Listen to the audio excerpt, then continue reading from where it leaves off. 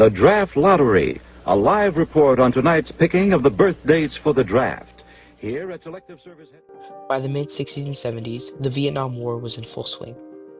As the conflict erupted, more and more countries joined the fight, and the world teetered on another large-scale war. Yet, another battle was being fought in America.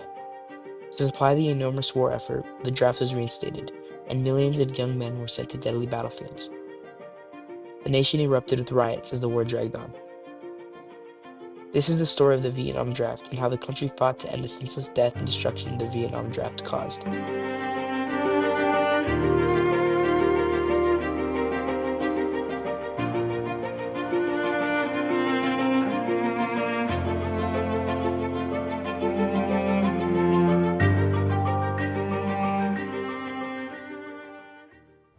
During the Second World War, Vietnam was caught in a two-front war between France and Japan. The constant fighting gave rise to a new power, the Viet Minh. The radical group was led by Ho Chi Minh and was inspired by the communist Chinese and Soviet powers. Following the end of World War II, the Japanese soldiers withdrew. Minh and his group saw the opportunity to seize the country. Minh captured parts of North Vietnam, kicking off a civil war between the communist Viet Minh and the French-backed Emperor Bao Dai. The state of southern Vietnam was established in the summer of 1949. 1954 marked a significant point in the war. After years of fighting, the Viet Minh won the decisive Battle of Dien Bien Phu, effectively ending nearly a century of French colonial rule. The North and South split, though tension continued to rise between the two factions.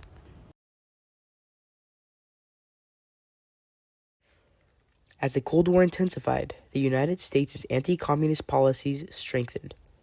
President Dwight Eisenhower pledged assistance to the Southern Vietnam Power, sending aid and resources. The new resources allowed the South to enforce the anti-communist regime, arresting over 100,000 Minh sympathizers. As tension increased over the next few years, John F. Kennedy, operating under the domino theory, which suggested that a communist government in one nation would quickly lead to communist takeovers in neighboring states, increased U.S. activity in Vietnam. Over 8,000 troops were deployed, starkly contrasting the hundreds stationed in the 50s. Violence increased as a coup killed the Southern leader, just weeks before the JFK assassination. Kennedy's successor, Lyndon Johnson, officially commenced a large-scale military presence in Vietnam after an American ship was attacked. Operation Rolling Thunder began, and by 1965, over 80,000 American troops were stationed in Vietnam. As anti-war protests gained traction in America, LBJ shipped over 200,000 more soldiers to Vietnam, establishing a large-scale invasion.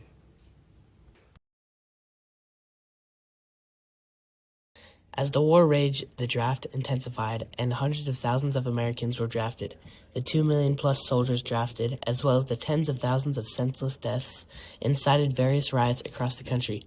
The draft affected the rights and responsibilities of the country by affecting individual rights and people's ideas, affecting national responsibilities, and bringing attention to and changing social justice. One of the major reasons for various riots was the violation of individuals' rights and people's ideas. The draft forced men to join the fight, often sending thousands to their deaths.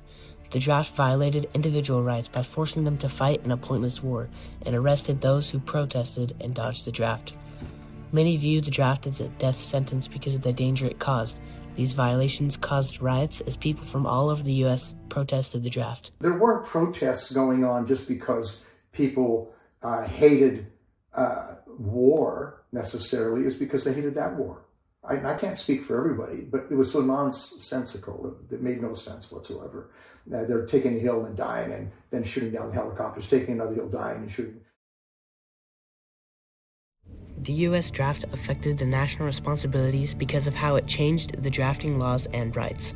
The constant protests and riots against the unfair drafting laws eventually led to the abolishment of these unfair laws.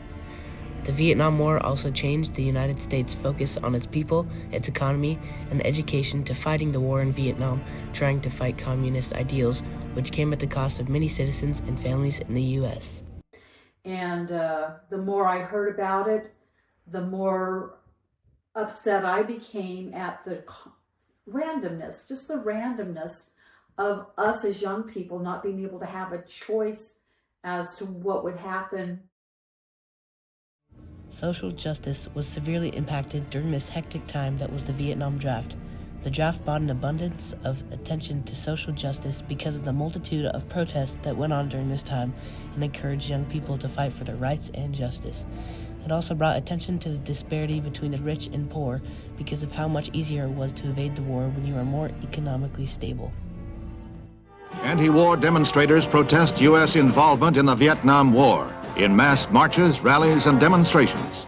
Central Park is the starting point for the parade to the UN building.